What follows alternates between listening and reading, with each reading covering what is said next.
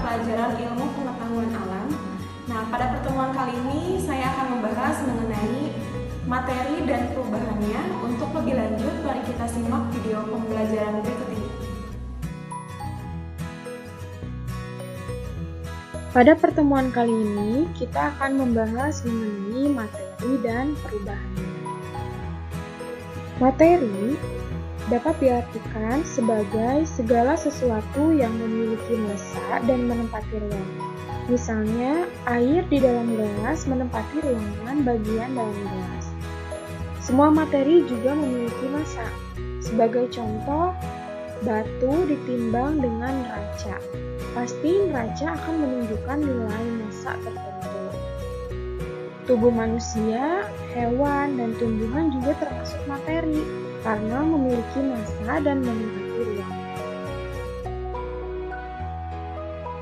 Nah, selanjutnya, materi juga memiliki wujud, yaitu ada 3 jenis wujud materi. Yang pertama ada zat padat, lalu zat cair, dan zat gas. Nah, masing-masing wujud materi memiliki sifat yang khas. Zat padat, materi yang memiliki bentuk dan volume yang tetap. Zat padat ini memiliki 2 perbedaan, yaitu ada zat padat yang partikelnya tersusun teratur dan rapi seperti kristal, dan ada juga yang berstruktur mengkilat atau elastis. Contohnya, di sini terdapat logam.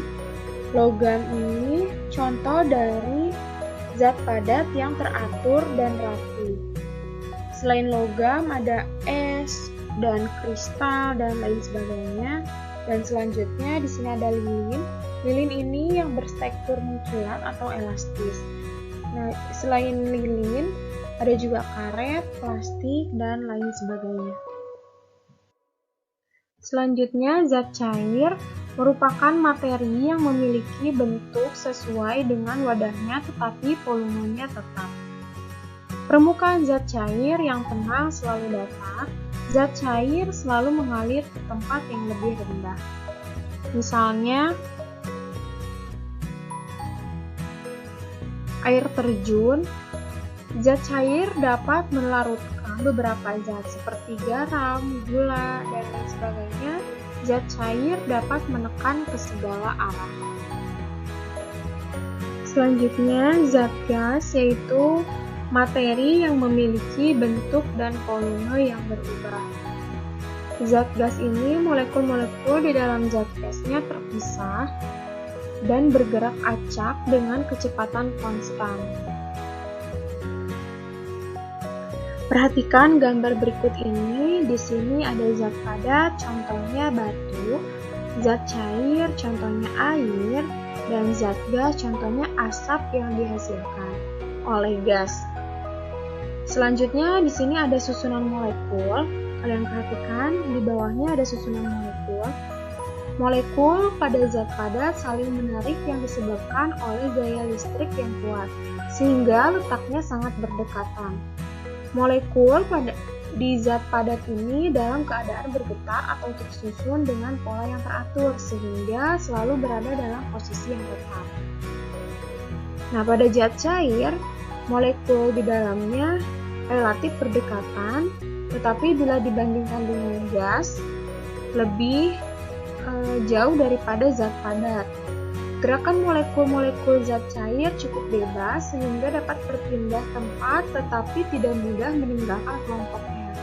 Selanjutnya di sini ada molekul pada zat gas.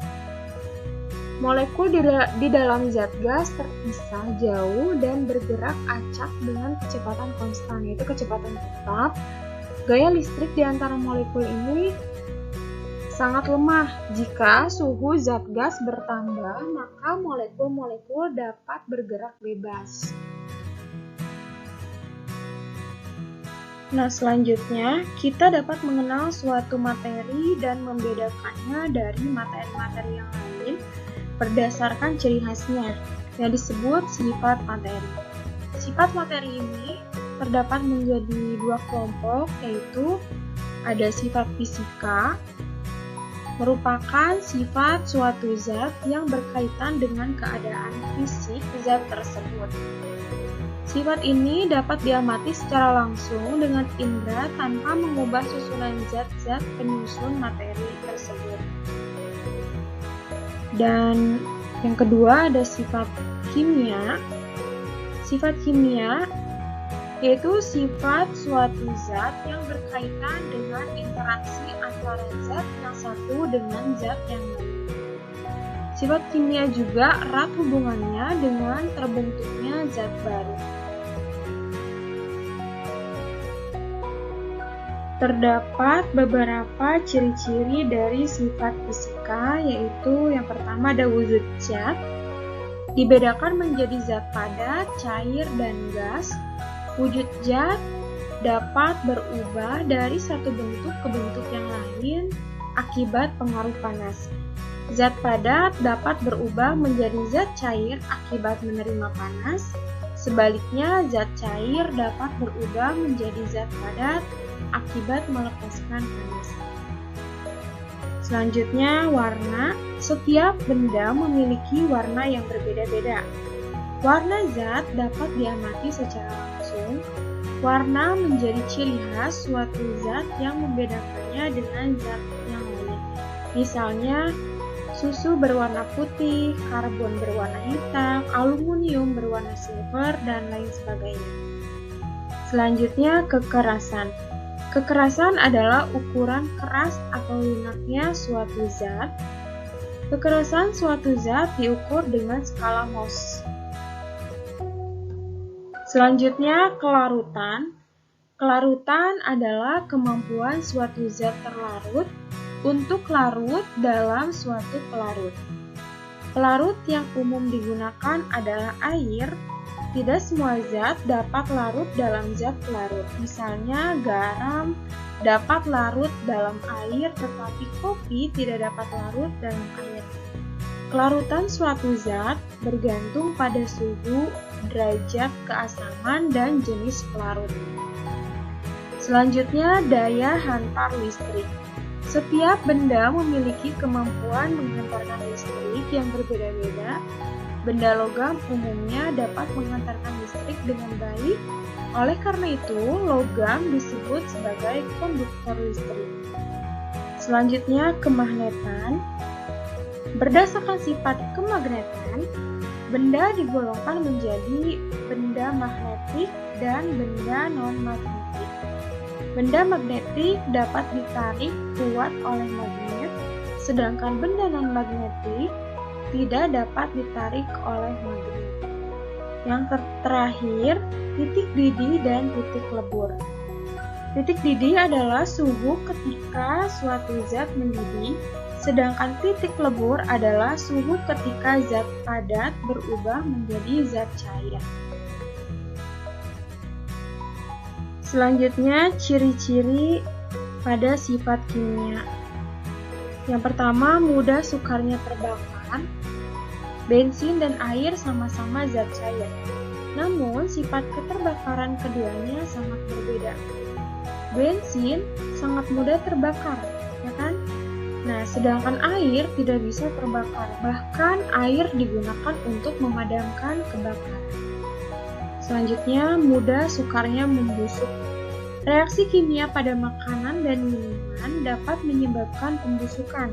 Akibatnya, makanan atau minuman tersebut berubah rasa menjadi asam.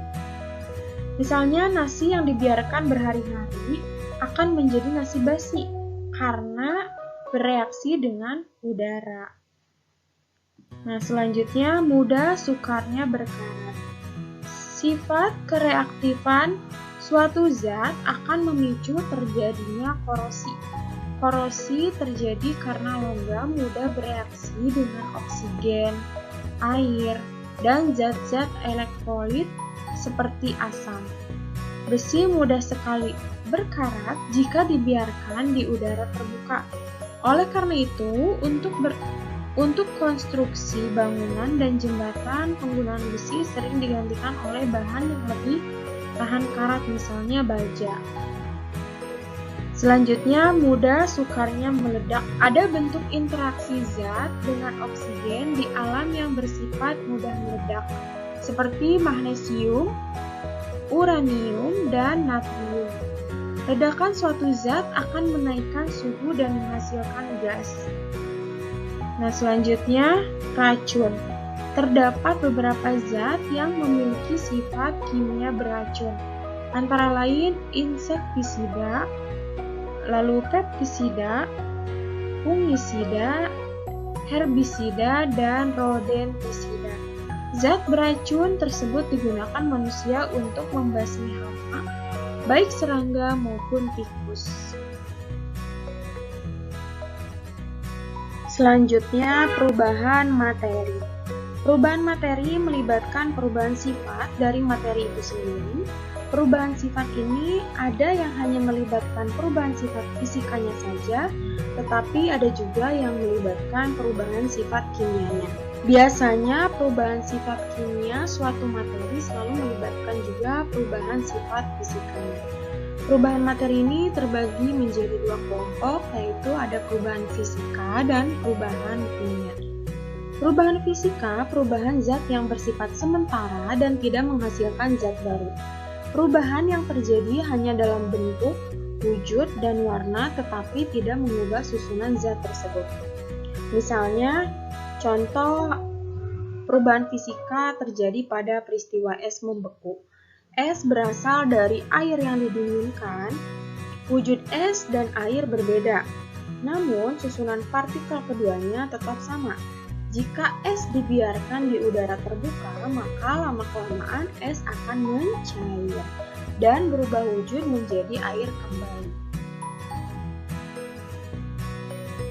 Perhatikan skema perubahan wujud berikut ini.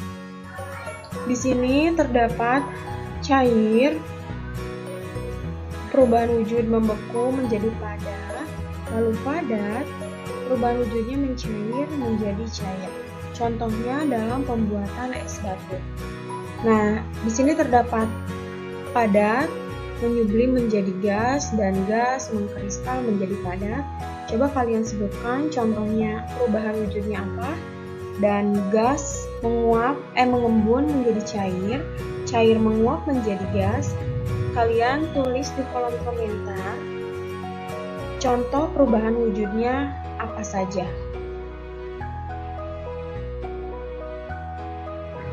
Perubahan kimia yaitu perubahan zat yang menyebabkan terbentuknya zat baru yang sifatnya berbeda dengan sifat zat-zat penyusunnya.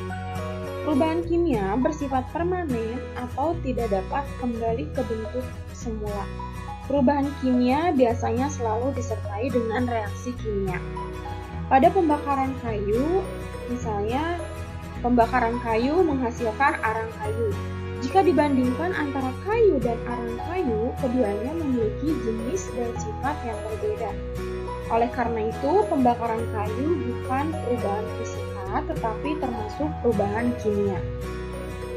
Pada peristiwa pembakaran kayu disebut sebagai reaktan atau zat yang bereaksi, sedangkan arang kayu disebut sebagai produk atau hasil reaksi.